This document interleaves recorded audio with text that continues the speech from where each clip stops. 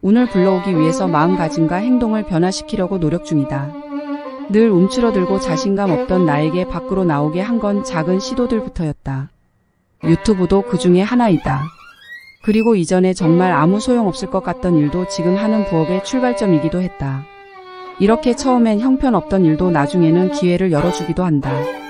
바이올린을 처음 시작할 때만 해도 그냥 마음이 힘들 때 쉬운 가요라도 해보기 위해서 기초를 배우려고 시작했었다. 그러다 보니 욕심이 생겨서 이것저것 하고 싶은 곡이 생겼고, 배우다가 무슨 곡 하고 싶냐는 선생님 말에 지금 연주하는 곡을 해보고 싶다고 말하자 선생님은 못 들은 척 하셨다. 그만큼 넘보기조차 엄두가 안 나는 곡이었다. 배우고 싶었으나 실력이 안 돼서 가르쳐 주시지 않았지만 레슨을 그만두고 혼자서 5년 이상을 하루에 한두 번, 그것도 곡 전체가 아니라 일부만 나눠서 연습을 해오니 그래도 이렇게 조금 흉내는 낼 정도가 되었다. 하루에 1시간 해봐야 손가락 풀리는 정도인데 30분 할까 말까 하고 또 연습도 자주 빼먹으니 완성까지는 기대하지 않는다. 어디 가서 연주할 수는 없다. 그래도 그냥 이렇게 흉내낼 수 있는 것만으로도 나의 기대 이상이어서 만족하고 있다. 이전만큼 욕심부리고 하지 않으니 손가락도 굳고 실력도 줄고 있지만 그래도 그만두지 않고 10년 이상 해왔기에 아까워서 포기하지는 못하고 있다. 이 바이올린이 나의 첫 번째 작은 시도였다. 운을 불러오기 위해 여러가지 이전의 습관이나 마음가짐을 바꾸려고 노력하고 있다. 첫째로 급한 마음을 먹지 않으려고 하고 있다. 급한 성격으로 행동이 빠르면 일처리도 빠를 거라고 생각하지만 사실 실수도 하게 되고 또 이로 인한 스트레스와 시간 낭비는 안 좋은 운을 데려온다. 가장 어려운 일 중에 하나이지만 늘 급한 마음이 들 때마다 내 마음을 들여다보려고 하고 있다. 운전할 때도 누군가 끼어들면 잠시 놀라다가도 그냥 비켜주려고 한다. 그렇게 급하게 끼어드는 사람은 과거의 나처럼 안절부절하는 마음이 느껴져서 안쓰럽게 느껴질 때도 있다. 그리고 마주치면 웬만하면 양보하게 되면 그 순간이 지나가면 모든 일은 잊혀진다. 둘째로 작은 이익과 손해에 대해서 집착하지 않으려고 한다. 일을 하다 보면 수월하게 될 때도 있고 계속 막힐 때도 있다. 스트레스를 받는 상황이 오면 모든 일이 다 수월하게 될 수는 없다고 생각하고 손해보는 상황도 아주 큰 손해가 아닌 정도면 웬만하면 감수하려고 하는 편이다.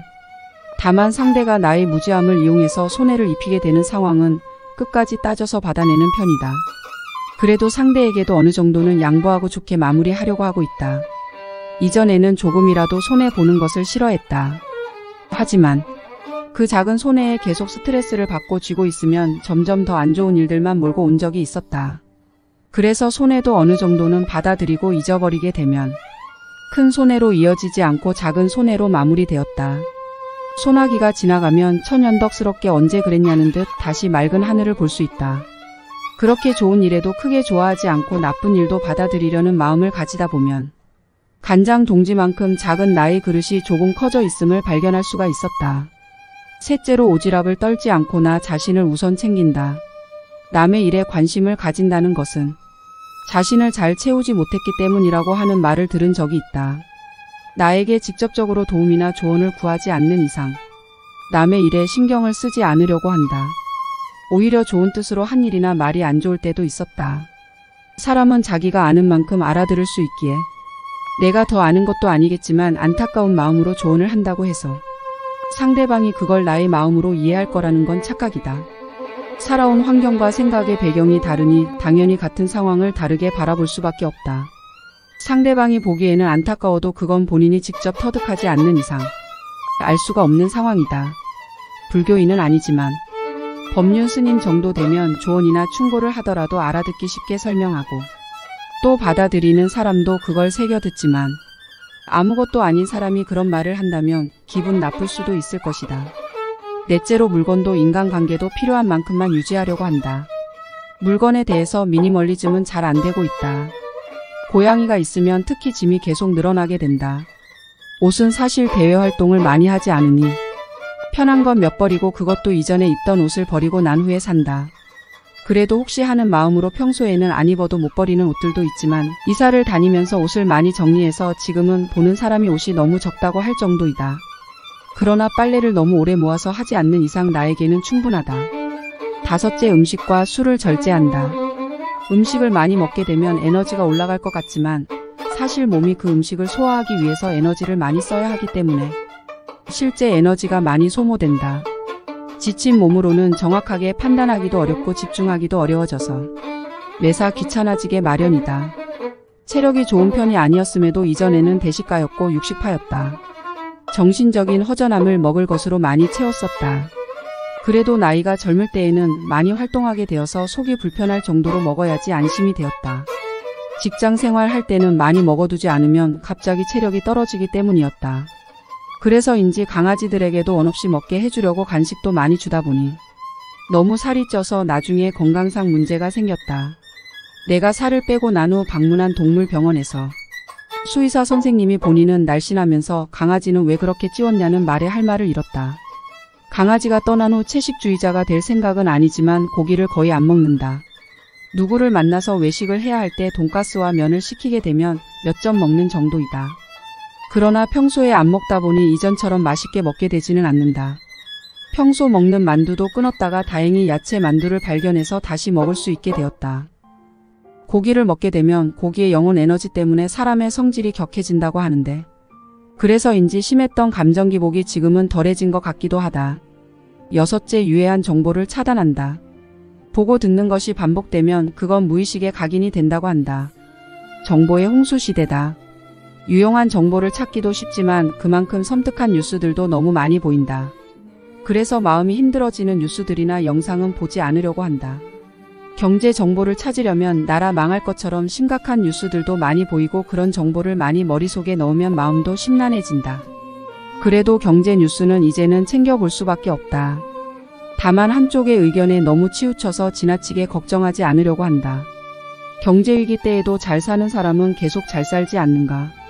우리나라 뉴스만도 그런 정보들이 넘쳐나는데 해외 뉴스까지도 많이 보인다. 타고 있는 엘리베이터에서까지 뉴스가 계속 뜨는 화면을 보고 있자면 머리가 쉴 수가 없다. 명상을 하라고 하는데 5분 동안 가만히 있는다는 건 사실 잠들지 않고는 내게는 너무 힘든 일이라서 그 부분은 아직도 실천을 못하고 있다. 대신 안 좋은 뉴스들로 머릿속을 채우지 않으려고 열어보지 않으려고 한다. 또 파묘 같은 무서운 영화도 보지 않는다. 그런 것도 보게 되면 의식에 혹시 남아서 계속 생각이 날 수도 있어서이다. 일부러 귀촌해서 자연과 꽃들을 보여주거나 여행하는 유튜브를 즐겨본다. 그러면 마음이 편안해진다. 생각과 감정은 보고 듣는 것에 많이 영향을 받는다고 하니 내게 일어나지 않은 일까지 걱정하면서 두려워하면 무슨 행동을 할 때마다 생각이 나서 행동을 가로막을 수도 있다. 결국 그런 정보들이 나의 무의식을 채우게 되고 부정적인 생각이 나를 지배하게 만드는 꼴이다. 유튜브에서도 무당이나 역술인들 영상 제목만 봐도 기분이 안 좋은 경우가 많다. 희망을 주는 영상을 찾아보려고 하다 보면 무엇을 집에 놓으면 집이 망한다느니 이런 집에 이사가면 큰일 난다느니 하는 영상도 많이 보인다. 이런 말을 하는 역술인 유튜브는 이제는 잘 안 보려고 하고 있다. 우리나라보다 더 심각한 게 중국 사정이라고 우리는 매일 뉴스를 접하고 있지만 실제 중국에서는 희망적인 뉴스를 주로 내보낸다고 한다. 그래서 우리나라 젊은이보다 중국 젊은이들이 미래를 좀 더 낙관한다고 한다. 언론의 자유를 박탈하는 셈이지만 사람의 심리는 부정적인 뉴스에 관심을 가져서 언론에서 너무 자극적인 뉴스 위주로 내보내게 된다고 하니 어느 정도는 내 선에서 차단할 수밖에 없다. 자살률이나 정신적인 문제를 가진 사람들이 늘어나는 것도 안 좋은 정보가 영향을 주고 있다고 생각한다. 내 앞에 일어난 일이 문제가 없는데 미리 걱정하게 되면 지금조차도 불안한 감정에 지배당하고 미래도 불안하게 보일 뿐이다. 법륜스님은 고민 상담을 하실 때 대부분 고민 얘기하는 사람들에게 아무 문제가 없다고 하신다. 바라보기에 따라 문제가 될 수도 있지만 다른 시각을 가지면 문제가 아니라는 것을 설명해 주신다. 법륜스님 강의를 오래 듣다 보니 생각의 방향을 바꾸는데 많은 도움이 되었다. 그래서 힘들다고 생각하면 힘든 일만 찾아온다고 하니 두려운 생각이나 걱정이 나를 채우고 하루를 지배하려고 하면 밖으로 나가려고 한다. 잠시 부정적인 생각이 가득 찬 공간을 떠나는 것만도 도움이 되었다. 운전을 하면서도 보이는 아름다운 풍경을 보거나 바다를 보거나 하면서 나의 근심과 걱정들은 모두 가져가세요 하고 속으로 말한다. 7째, 자연과 가까워지려고 노력한다. 가라앉은 마음에서 벗어나려고 자연을 찾다 보니 하나도 관심 가는 게 없이 다 쓸모없다고 여겨진 삶이었는데 자연을 보는 것만으로도 아직 살아있음에 감사하게 된다. 이런 것을 왜 이전에는 볼 생각을 못했을까? 8째, 너무 아끼려고 하지 않는다. 너무 아끼다 보면 삶의 영역이 줄어들어 갇힌 기분이 든다. 그래서 경험이나 생활을 편리하게 해주는 것들은 살림살이가 많아진 것 같은 기분은 들긴 해도 사고 있다. 덕분에 이사 올 때보다 집에 살림이 많이 늘어나기는 했다. 하지만 휴지나 물은 적게 쓰려고 노력 중이다. 종이와 물은 공덕에 포함되는 일이라고 들었고 사실 이전에는 너무 많이 썼다. 물은 수압을 조금만 줄여서 써버릇하니 쓰는 양이 반 정도 줄었다.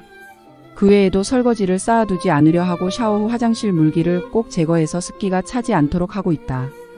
부엌과 화장실은 운을 위해 가장 신경 써야 한다고 들었다. 그리고 남이 준 옷이나 물건을 함부로 받지 않는다. 이런 작은 변화들이 나를 조금씩 행운 쪽으로 끌고 갈 거라고 믿고 있다.